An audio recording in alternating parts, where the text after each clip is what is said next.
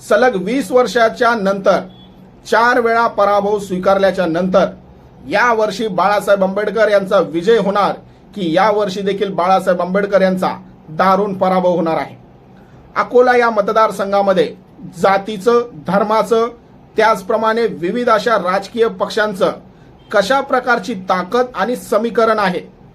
या वर्षीच्या लोकसभा निवडणुकीमध्ये महाविकास आघाडीकडून जर बाळासाहेब आंबेडकर यांना पाठिंबा मिळाला तर बाळासाहेब आंबेडकर जिंकू शकतात का, आणि पाठिंबा नाही मिळाला तर बाळासाहेब आंबेडकर हरू शकतात का, या मतदारसंघामध्ये कोणते प्रश्न आहेत, त्याचबरोबर या लोकसभा मतदारसंघामध्ये स्थानिक पातळीवरती कशा प्रकारचं राजकारण चालतं याचाच सविस्तर विस्तार आज आपण या व्हिडिओमध्ये करून घेणार आहोत।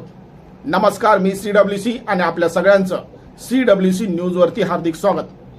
मित्रांनो, या वर्षीच्या लोकसभा निवडणुकीमध्ये विद्यमान खासदार असणारे संजय धोत्रे ही लोकसभेची निवडणूक लढणार नाहीत। भारतीय जनता पार्टीने या वर्षीच्या लोकसभा निवडणुकीमध्ये संजय धोत्रे यांचे सुपुत्र असणारे अनुप धोत्रे यांना भारतीय जनता पार्टीकडून तिकीट देण्यात आलेलं आहे।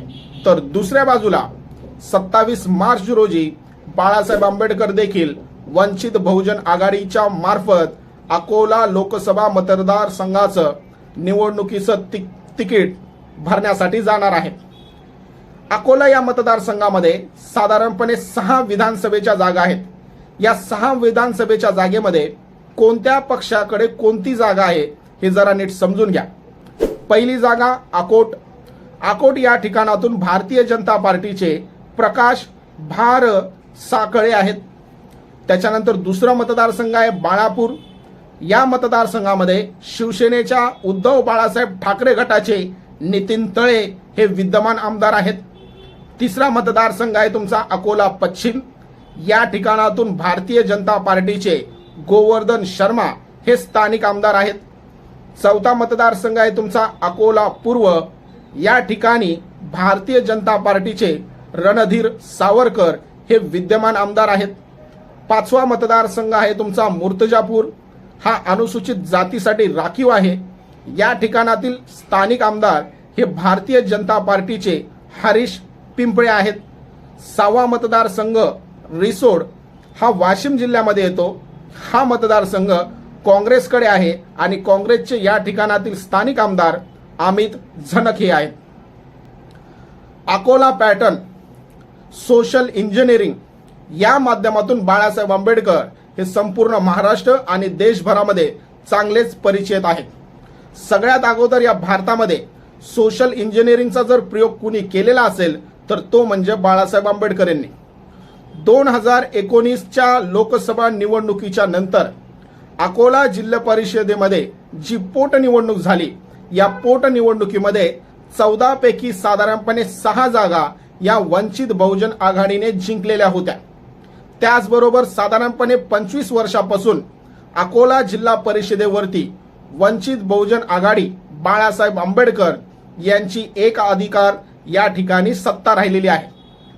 या मतदारसंघाचं लोकसभेचं जर तुम्ही गणित पाहिलं तर कसं आहे, त्याचप्रमाणे काँग्रेस आणि वंचित बहुजन आघाडीची जर युती झाली, आघाडी झाली, तर याचा फायदा बाळासाहेब आंबेडकर यांना कसा होतो हे जरा नीट समजून घ्या।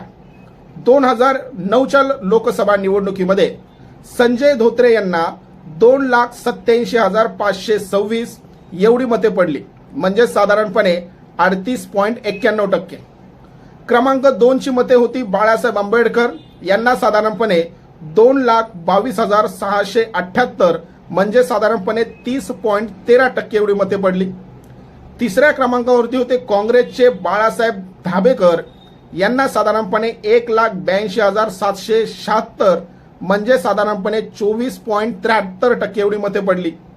2009च्या जर लोकसभेमध्ये पडलेल्या मतांची जर बेरीज केली, टक्केवारींची जर बेरीज केली, तर याच्यामध्ये काँग्रेस आणि बाळासाहेब आंबेडकर यांची जर युती किंवा आघाडी झाली असती तर या ठिकाणातून बाळासाहेब आंबेडकर हे निश्चितच विजयी झाले असते। त्याच्यानंतर 2014 साली एकीकडे भारतीय जनता पार्टी आणि नरेंद्र मोदी साहेब यांची वातावरण होती, लाट होती। या ठिकाणी देखील कशा प्रकारची मतगणना झालेली आहे किंवा कशा प्रकारची मतं पडलेली आहेत हे जरा नीट समजून घ्या. 2014 साली भारतीय जनता पार्टीचे संजय धोत्रे यांना 4,56,472 म्हणजे साधारणपणे 46.64% एवढी मते प्राप्त झाली. क्रमांक 2 वरती होते काँग्रेसचे हिदायतुल्ला बरकतुल्ला पटेल यांना साधारणपणे 2,53,356 म्हणजे साधारणपणे 25.89% एवढी मते पडली. तिसऱ्या क्रमांकावरती होते प्रकाश आंबेडकर यांना साधारणपणे 2,38,776 म्हणजे साधारणपणे 24.40% एवढी मते प्राप्त झाली. 2014 मध्ये जर काँग्रेस आणि बाळासाहेब आंबेडकर यांच्या मतांची जर बेरीज केली तर ती साहजिकच भारतीय जनता पार्टीच्या वरचढ ठरते. 2019 मध्ये संजय धोत्रे यांना साधारणपणे 5,54,444 म्हणजे साधारणपणे 49.53% एवढी मते पडली. 2 क्रमांकावरती होते वंचित बहुजन आघाडीचे बाळासाहेब आंबेडकर यांना साधारणपणे 2,78,848 म्हणजे साधारणपणे 24.91% एवढी मते प्राप्त झाली. तर तिसऱ्या क्रमांकावरती होते काँग्रेसचे हिदायतुल्ला बरकतुल्ला पटेल यांना साधारणपणे 2,54,370 म्हणजे साधारणपणे 22.72% एवढी मते प्राप्त झालेली आहेत. 2019 मध्ये काँग्रेस आणि वंचित बहुजन आघाडी या दोघांची जरी बेरीज केली तरी देखील निवडून आलेल्या भारतीय जनता पार्टीच्या मतांच्या जवळ देखील जाऊ शकत नाही किंवा पोहोचू शकत नाही एवढी ती मतांची टक्केवारी आहे.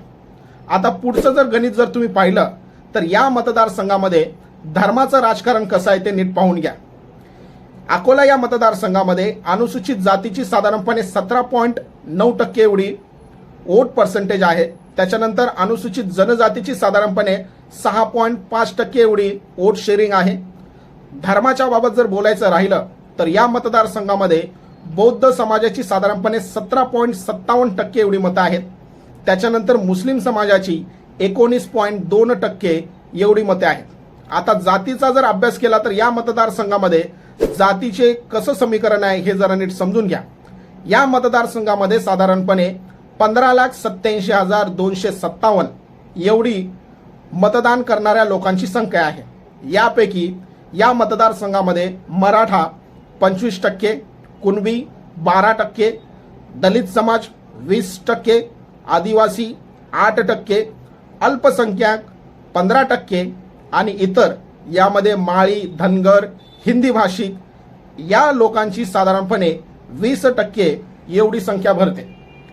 महाराष्ट्रामध्ये जर पाहिलं तर अकोला हा मतदारसंघ साधारणपणे 1991 पासून भारतीय जनता पार्टीच्या ताब्यामध्ये आहे. या मतदारसंघाचा अपवाद जर पाहिला तर 1998 आणि 1999 असा 2 वेळाचा जर अपवाद सोडला तर सलग या ठिकाणी भारतीय जनता पार्टीची सत्ता राहिलेली आहे. या वर्षी देखील अकोला हा मतदारसंघ शिवसेनेने आपल्याकडे असावा अशा प्रकारची मागणी लावून धरलेली आहे.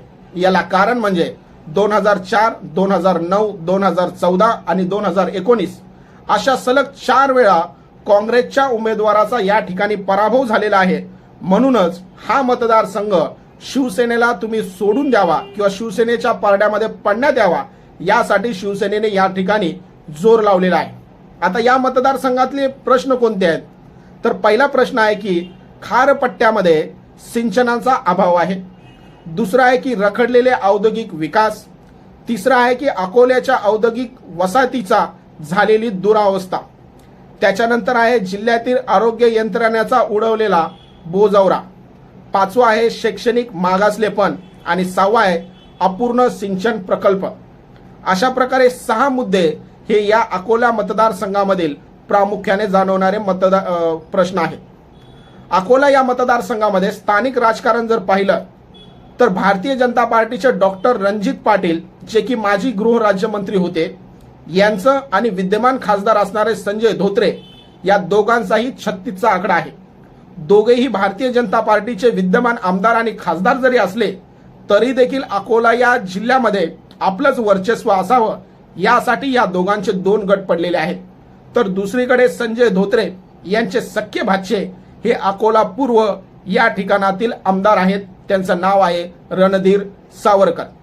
आता बाळासाहेब आंबेडकर यांचे प्लस पॉइंट कोणते आहेत तर सगळ्यात पहिला प्लस पॉइंट म्हणजे अकोला पॅटर्न, सोशल इंजिनिअरिंग, त्याचबरोबर जालना या ठिकाणी अंतरवली सराटी या ठिकाणी मराठा आरक्षणासाठी मनोज जारंगे पाटील यांनी जे आंदोलन केलं होतं, या आंदोलनाला सुरुवातीपासूनच बाळासाहेब आंबेडकर यांनी पाठिंबा दर्शवलेला होता. त्याचबरोबर मनोज जारंगे पाटील यांनी देखील त्यासाठी सकारात्मक असा प्रतिसाद देखील दिलेला होता.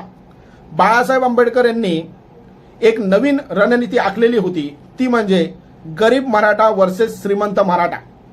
त्याचप्रमाणे निजामी मराठा आणि रयतेमधील मराठा यावरती बाळासाहेब आंबेडकर यांनी जोर दिलेला होता.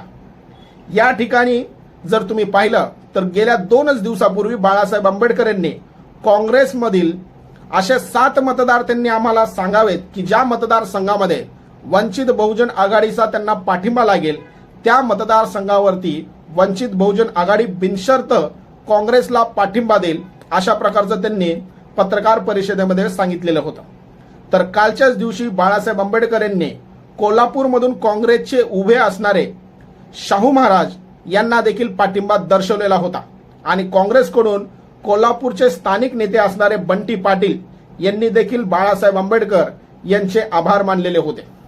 एकीकडे मराठा समाजामध्ये बाळासाहेब आंबेडकर यांच्या संदर्भामध्ये सहानुभूतीची लाट आहे, त्याचप्रमाणे मराठा समाजाला आरक्षण मिळावं याच्या बाजूला बाळासाहेब आंबेडकर उभे राहताना दिसत आहेत.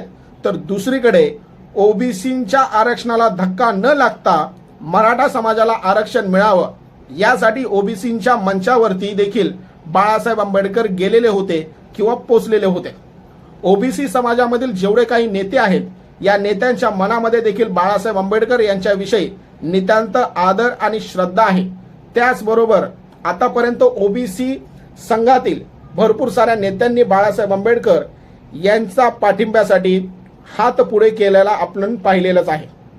महाराष्ट्रामध्ये साधारणपणे 3 मतदारसंघ हे अत्यंत हाय प्रोफाईल मतदारसंघ याच्यामध्ये गणना केली जाते. याच्यामध्ये पहिला मतदारसंघ बारामती, दुसरा कल्याण आणि तिसरा म्हणजे अकोला. अशा प्रकारे या मतदारसंघामध्ये जातीचं धर्माचं गणित जर आपण पाहिलं, त्याचप्रमाणे या मतदारसंघामधील जे प्रश्न आहेत त्याचाही आपण विस्तृत असा अभ्यास करून जाणून घेतलं. मात्र या ठिकाणी 2024 साली जी राजकीय गणित बदललेली आहेत त्याचा नीट जरा सविस्तर विस्तार समजून घ्या. 2024च्या लोकसभा निवडणुकीमध्ये शिवसेनेचे 2 गट पडलेले आहेत, त्याचप्रमाणे राष्ट्रवादीचे देखील 2 गट पडलेले आहेत. याच्यामध्ये महाविकास आघाडीमध्ये वंचित बहुजन आघाडीची जर आघाडी झाली तर या मतदारसंघामध्ये उबाटा गटाचे मतं, त्याचप्रमाणे राष्ट्रवादीचे मतं, काँग्रेसची मत आणि त्याचप्रमाणे अल्पसंख्याक मुस्लिम समाजाची मत हे बाळासाहेब आंबेडकर यांच्या पारड्यामध्ये पडू शकतात आणि बाळासाहेब आंबेडकर यांचं परडं हे जड होऊ शकतं. त्याचबरोबर या वर्षी जी झालेली भारतीय जनता पार्टी आणि शिवसेना एकनाथ शिंदे यांच्या गटाची युती, त्याचप्रमाणे राष्ट्रवादीमधील अजित पवार गट आणि मनसेची युती, या हिशोबामध्ये जर पाहिलं तर अकोला मतदारसंघ या वर्षी महाविकास आघाडीकडून जर बाळासाहेब आंबेडकर यांनी आघाडी केली तर निश्चितच या मतदारसंघामधून बाळासाहेब आंबेडकर यांचा विजय होऊ शकतो.